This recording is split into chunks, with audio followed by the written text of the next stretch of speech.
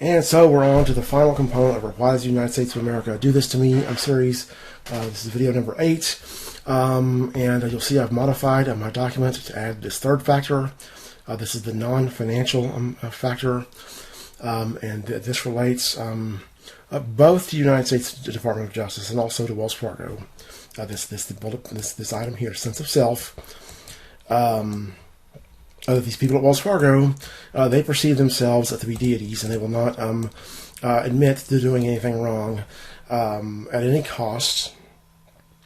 But the focus of this analysis is going to be the Justice Department will leave Wells Fargo and their deity complex out of the picture here. I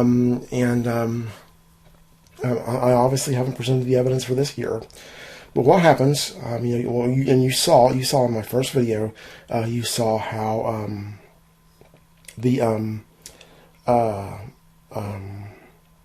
that I sent them the complaint in March of 2020, March 25th, 2020, and by the time I get to the Justice Department again on October 28th, 2020, Wells Fargo has already been in contact with the Justice Department. They've had a heads up that they're going to be reported for the crimes against me. They know I have evidence, and what Wells Fargo does is and actually let me go back again. The whole thing this is over, or the thing that started this, was Wells Fargo invading my privacy. An incompetent, dumbass senior manager that was hired for no good reason. Okay, that this guy, he was a senior manager that got his job because another big wig at Wells Fargo, had influence over the department, and he got a senior manager role. He was one level above my direct manager when he started. Okay, so he's like a level 2 manager, and he was a site manager.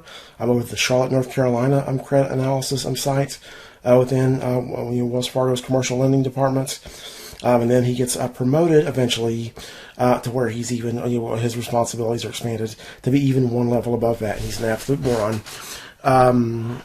But this guy couldn't get along with me. And I had a little friend at work named Jenny.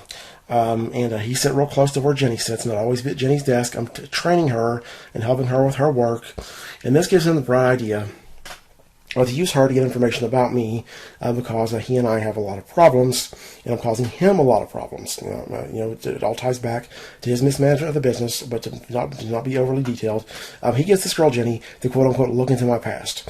Okay, Jenny cons me out of a link to my Facebook profile and contacts a fugitive on my Facebook profile that had liked my cover photo, a woman named Abby, who's a fugitive. And she asks her, basically inquires to her about the entirety of my existence. And one of the things that Abby tells her is that I had been to a quote-unquote mental institution. What I was referring to there is when I was 18, I've been doing hallucinogenic drugs for an extended period of time. And for some portion of the people that do these drugs, it will cause an enduring mental illness. Okay, that'll trigger the onset of a mental illness. But that was what the whole thing was over. And in Wells Fargo, they did this in December 17. All the crimes subsequent to December 17 had the intent of covering up, this invasion of my privacy, where they go and dig into my life behind my back, into my personal life, to cover that up. Because what happens is I get discriminated against at work. After they hear this, that I've quote-unquote been to a mental institution, which institution that's accurate. It's just a pejorative term. It's a hospital. That's what I got. I got sent to a hospital, a psychiatric hospital for people who need help. Okay, now that's the correct way to phrase that. But technically, a hospital is an institution. Wells Fargo massacres me with crime.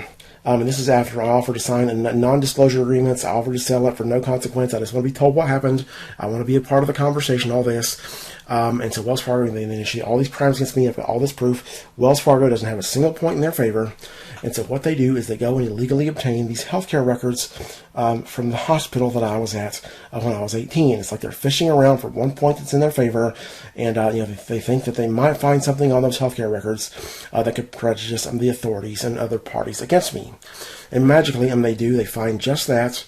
This is well known among psychiatrists and psychologists who've worked with people who have serious mental illness, mental breakdowns related to serious mental illness, like that I had, and people that have what's called a drug-induced psychosis, where you lose your mind as a result of doing drugs, and then that results in you developing a serious mental illness. But it's a well-known phenomenon. It's absolutely harmless. But people in that condition, one of the behaviors that they will have at times, sometimes, is they will say extremely foul, vulgar, offensive, horrible-sounding stuff. It has to do with what happens when your brain starts to become unregulated. Your brain's got all these components to it. It's got components that are aggressive, components that are violent, components it's got components of every nature you can think of. And what happens is primarily the prefrontal cortex. It's the cerebral cortex and primarily the prefrontal cortex is like kind of like an orchestrator that regulates all of these different parts. And certain parts, like these parts of you that are violent and stuff like this, those parts have to be suppressed, and so those parts will be suppressed. This outer layer of the brain kind of keeps everything intact, and this outer layer of the brain is kind of what's responsible for this version of you that you know. Okay, that you, whoever you are, you're watching this. You are composed of all kinds of parts in your brain. You've got parts that are responsible for emotions, parts that are primitive, that brain structures that resemble the brain structures of a crocodile. And it's like a bunch of chaos under the scenes, but you act consistently as the person you are and as the person that everybody knows you to be, because the outer layer of your brain regulates all of this and keeps it all in order. And again, if a certain part needs to be suppressed, it's suppressed. If a certain part needs to be inhibited, it's inhibited.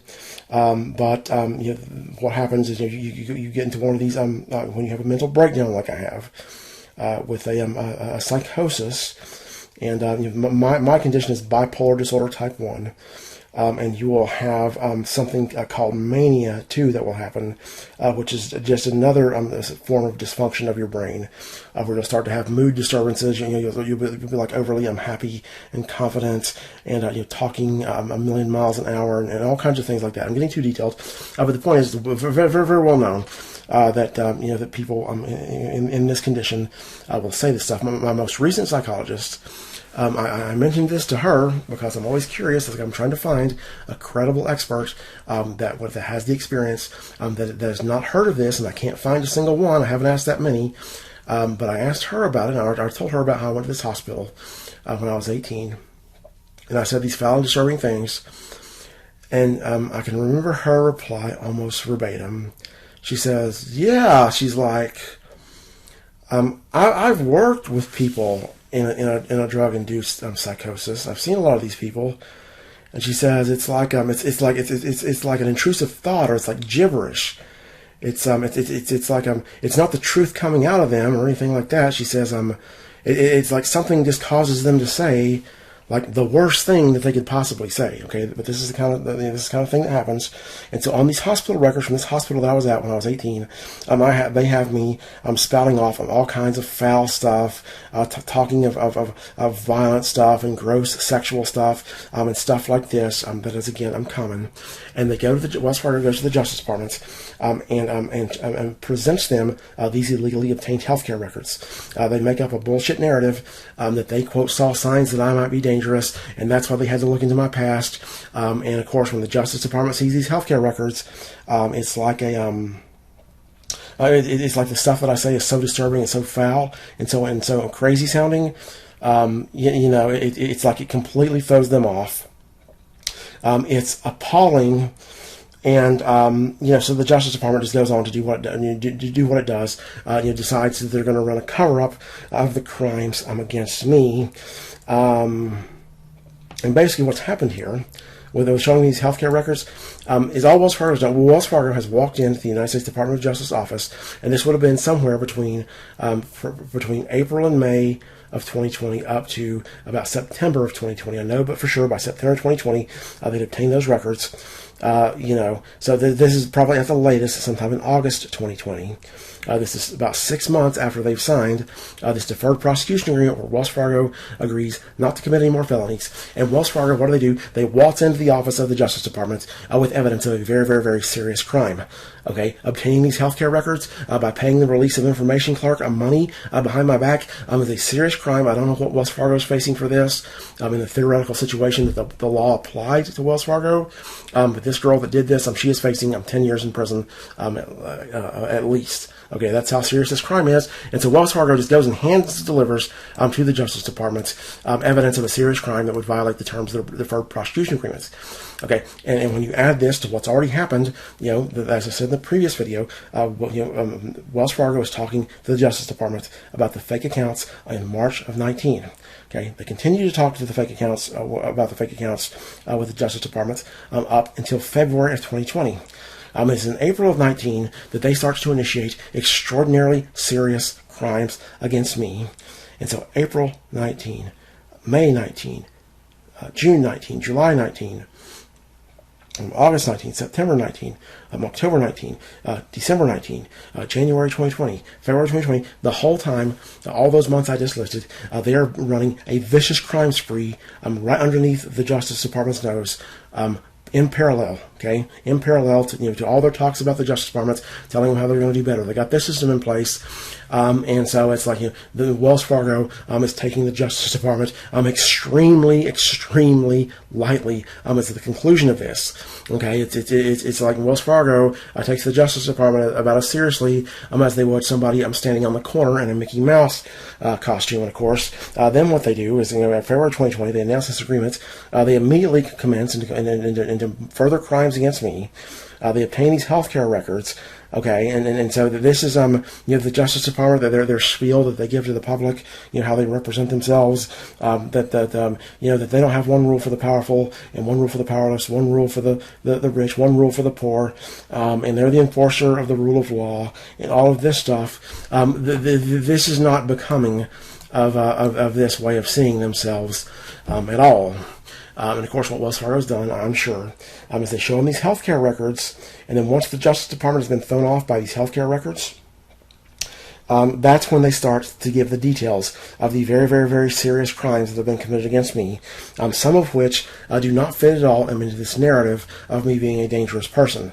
Okay, but some of these, if you buy this ridiculous bullshit, that these healthcare records are proof that I'm a dangerous person, then at Wells Fargo, they saw signs I'm a dangerous person when I worked at Wholesale Loan Services. And again, they're claiming this dumbass senior manager who has no college degree, who is not even fit to work in credit, in commercial credit. He's like some kind of behavioral science expert. Well, then you can justify some of this, like when they illegally try to obtain my healthcare records through Atrium Health. But there are other crimes that make no sense at all, even with this bullshit narrative.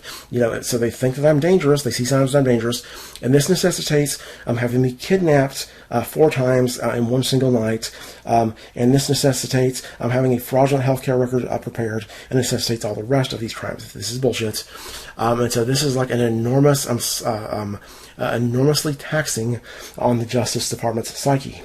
For one, it's like they don't know how to cope with this, about having treated like this by this bank. Okay, they don't like to see themselves as people that are basically Wells Fargo's bitch. That Wells Fargo treats them like a bitch. Wells Fargo plays them for a fool. Wells Fargo waltzes into their office with evidence of a serious crime.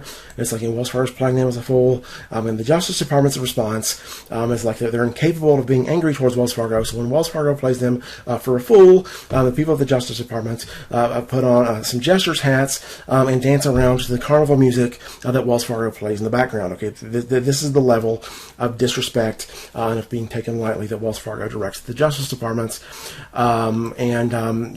This is for an agency that describes itself in the grandest terms. Okay, this is they can't cope with this. Okay, this is they can't cope with it all around. They've had to accept reality and to deny it at the same time. Okay, so they've got to deny the reality that Wells Fargo's committed these crimes against me. That Wells Fargo had no justification. That Wells Fargo has literally walked into their office with evidence of a serious crime and just showed it to them. Okay, and they've got to deny that for their own sanity, but to protect Wells Fargo and the economy as they perceive it from the consequences of this bank, of what this bank has done, from the massive consequences of the global economy and all this that I've described. They can't deny reality there because they've got to run a cover up, and to cover up crimes, you've got to be conscious of the crimes that have been committed. And so the Justice Department people, it's like they're living a nightmare. Then we got this inconvenient fact that as it stands, it appears that the Justice Department may in fact be completely powerless to do anything about Wells Fargo. Okay, it appears that Wells Fargo is quite possibly more powerful than the Justice Department. Okay, and that's even if you exclude this relationship where there's this pimp-whore dynamic. Where it's like Wells Fargo is the pimp, the entirety of the United States government is the whore. That seems to be a state of affairs that exists, but assuming that it doesn't, assuming the Justice Department is at all impartial, is assuming that they're at all interested, or would all be interested in holding Wells Fargo accountable for anything that Wells Fargo has done, what are they going to do? The Justice Department, their annual budget is somewhere around $55 billion, something like that. And that is for everything. So the Justice Department has got agency after agency after agency under it, and also the prisons are under the Justice Department, the Federal Bureau of Prisons, I think it's called. So that $55 billion that goes towards everything, including paying the expenses for the prisons. Which a prisoner is going to cost them, $55,000, $60,000, $65,000 a year per inmate. $65,000, $55,000 per inmate per year. So that's a massive expense with all these hundreds of thousands of people they've got in the federal prisons. And in the meantime, Wells Fargo at any given time is going to have $150 billion, $170 billion, $200 billion plus. Okay, Wells Fargo routinely maintains cash balances in those amounts, and then Wells Fargo has treasury stock on its balance sheet, which is Wells Fargo stock that is held by Wells Fargo. They could sell those shares anytime they want, and generate another. God only knows how many tens of billions they could generate there. When you get into a legal battle, there's the merit of your claim, and then there's the might of the people you've got the claim against, and there's your might. There's merit and there's might, the Justice Department, if they've got a claim that's got merits, they could still get defeated by might, quite possibly. That Wells Fargo could just drag the trial out. They could hire, and of course, you pose an existential threat to Wells Fargo. You're going to have an army of the best lawyers on earth. Okay, that you're going to be up against, and if you pay attention to trials where big, huge companies are involved, majorly powerful people, depending on what level it is, one tactic they use very frequently is they will flurry you with legal paperwork. Okay, so they'll file motion after motion after motion after motion. With all these this team of lawyers they've got, and it's like when I was a kid, the joke that went around was how many rounds do you think you could go with Mike Tyson? Okay, this was the macho thing that would be asked of young men 15, 16 years old. And, we'd always laugh at the people who even say that they could go one round with Mike Tyson. But there would be people say, I could go 3 rounds. I'd do 4 rounds for $1 million or $10 million or whatever it was. When you enter the legal arena with Wells Fargo and their lawyers, you're not entering into a battle with Mike Tyson. You're entering into a battle of a team of Mike Tysons. Okay, a miniature army of Mike Tysons. Okay, it's like the best in the world. Brutal fighters multiplied over and over and over again. With this kind of weight, and then of course, Wells Fargo, they can go behind the Justice Department's back and pay off the judge, pay off the jury. What you've got to do with this company, it's so incredibly criminal. It's such an incredibly criminal organization, and it's like so dedicated to dishonesty and crime. That if you're going to police them, you have to surveil them, everything they do 24 hours a day. Okay, they've got such a vast network. They've got 260,000 employees. These CEOs, they've got all connections all over the business world. And when you consider the extended network of all of their employees, it's like they've got to reach everywhere. And how hard is it going to be for them in this extended network to find a line somewhere to one of the jurors in a purported jury trial, where they're going over a crime or something. Okay, it would seem to me very easy to do that, and the only way that the Justice Department can stop them from doing that is to surveil 260,000 people 24 hours a day, day after day after day after day after day. Okay, but going back to this legal paperwork, for instance, I won't give the name of the companies involved, but there was a very, very large company that was involved in a legal trial that took place in a foreign nation, and it was a poor nation. This foreign nation, it's not a rich nation, and they had there was a team of lawyers that were opposing them, but this company very, very, very well heeled, and this company would come in, they'd have a court hearing. This is according to the lawyers that were prosecuting them. And at the end of the court day, near the end of the hearing, they would submit 50 motions. Okay, a pile of 50 motions. Okay, and the point of this is to constrain the court, is to stop the court from functioning properly, to overpower the other side, because the other side's got to respond to these 50 motions, and then of course the court has a limited amount of time as to how long the court can rule on the motions, and if the court can't rule on the motions fast enough, then that creates another administrative hurdle. Then they might have to start the process all over again with some other judge or do some other thing that's going to drag it out forever. And so these big companies, they can just bleed you dry. Okay, as long as their budget exceeds yours by 100 times or 150 times, they can just drag it on until you go bankrupt. Now, as soon as I say that, I don't see how in the hell that with the evidence that I've got, which if you go through my video series, you look at my evidence, I've got powerful evidence. I don't see how the hell this bank could get out of it. I don't see any way that they could, but this is a relevant point worth considering. The possibility, the Justice Department,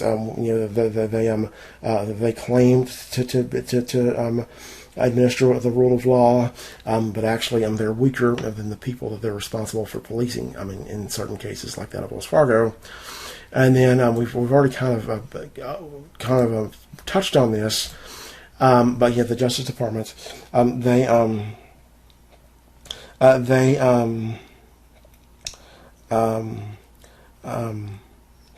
make these claims about they can't have one rule for the rich, one rule for the poor, one for the powerless, one for the powerful, one for the powerless. And the criticism they've gotten consistently is that they pick on powerless people and they don't go after the powerful. Okay, in this situation with me, it's like the absolute worst criticisms that the Justice Department has been dealt along these lines don't even come close to capturing the reality of the situation with me. Okay, that I turn over this ultra powerful company, I'm disabled. Okay, I'm disabled from the time before I submit the complaint. I'm disabled as of April 19th. I'm disabled for life. I continue to be disabled when I report a complaint to them in March 2020. I continue to be disabled and suffering horrifically as of October of 2020 when I submit my second complaint. And their decision, what they're going to do is they're going to provide this pedicure and a hand job treatment to Wells Fargo, where they basically they design a process that is entirely based on Wells Fargo's interest in making things as easy and as stress-free. They're like maximally accommodating to Wells Fargo. That literally my well-being. It doesn't play a role at all.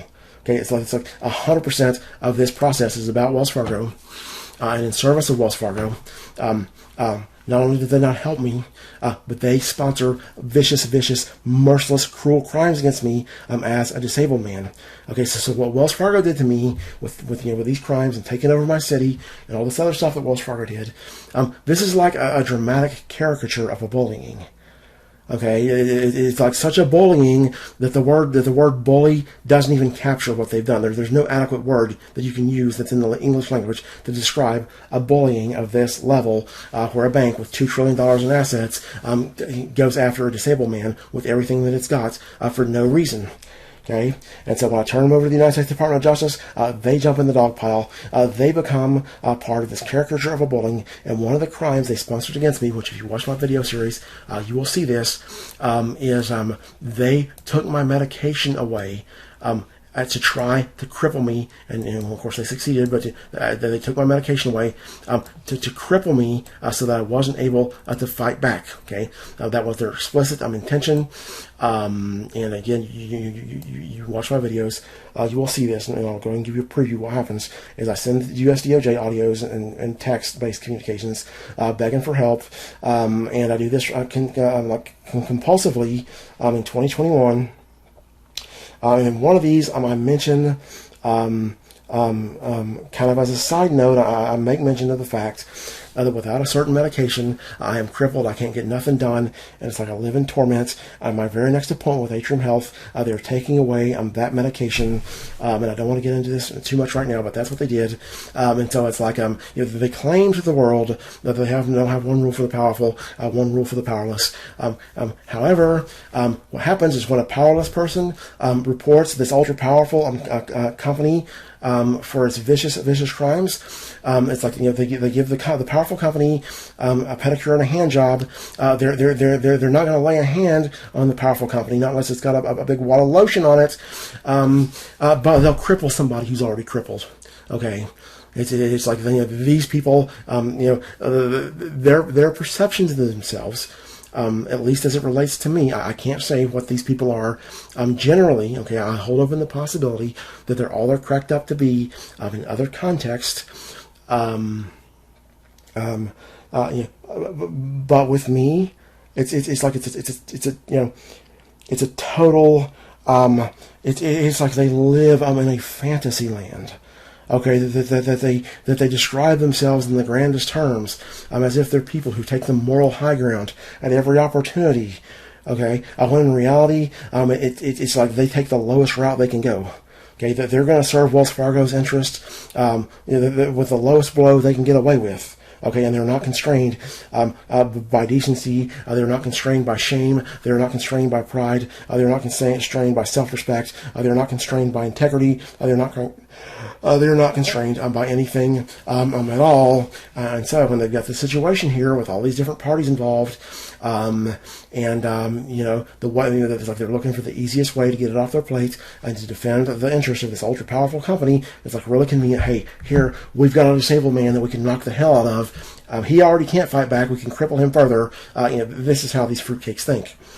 Okay, and so that's that. And if you watch this entire video series, I think you've got a very clear picture as to the factors that play into this. That it makes sense that the United States Department of the United States of America would do this to me. It makes sense that the Justice Department would run a cover up in all this. And one more thing to say about this, if you don't get the point here, is you basically, with all these factors, okay, all of this, every bit of this, this is a threat to the sense of self of the Justice Department. Okay, this is a threat to their ego at like a very basic level. Okay, and what somebody does when something threatens their ego, and of course it's all directed at me. Okay, that they take the lowest route. That they don't know how to be angry towards Wells Fargo because that's an inconvenient situation. So it's all directed at me. Okay, basically this situation, all these facts, these are a threat to their sense of self, and it gets projected onto me. Okay, that I'm a threat to their sense of self. I'm a threat to their ego. And when somebody is a threat to your ego, what you do is you diminish them, you attack them with everything that you've got to defend your own sense of self. Okay, that's the dynamic at play there, this bullshit narrative about me being a dangerous person because of what's on my healthcare records. or me being a dangerous person because of something else, because that's what Wells Fargo justifies their whole crime spree on, that they quote-unquote saw signs that I'm dangerous, which do not exist. I'm not a dangerous person. There are no signs that I'm dangerous for them to see. It's total bullshit. But this is what holds the whole thing together. Okay, that Wells Fargo justify their crimes based on me being a dangerous person. And the Justice Department has, at least initially, justified their inaction and their sponsoring the bank's crimes on me being a dangerous person. And if we take that piece out of the picture, okay, if we take what's an obvious and blatant reality that I'm not a dangerous person, okay, I've never committed any serious crime against anyone. And of course, the elephant in the room is they bring these healthcare records that have been observed. Those healthcare records when I was in that hospital, there were about 6 or 7 PhDs, between PhD psychologists and MD psychiatrist. An MD psychiatrist is someone who's went to medical school for 8 years to get their medical license, and then who's participated in an additional 4 years of education and training to be able to specialize in psychiatry. Okay, these are extraordinarily uneducated people, and they know a whole hell of a lot more about this than the people at Wells Fargo do.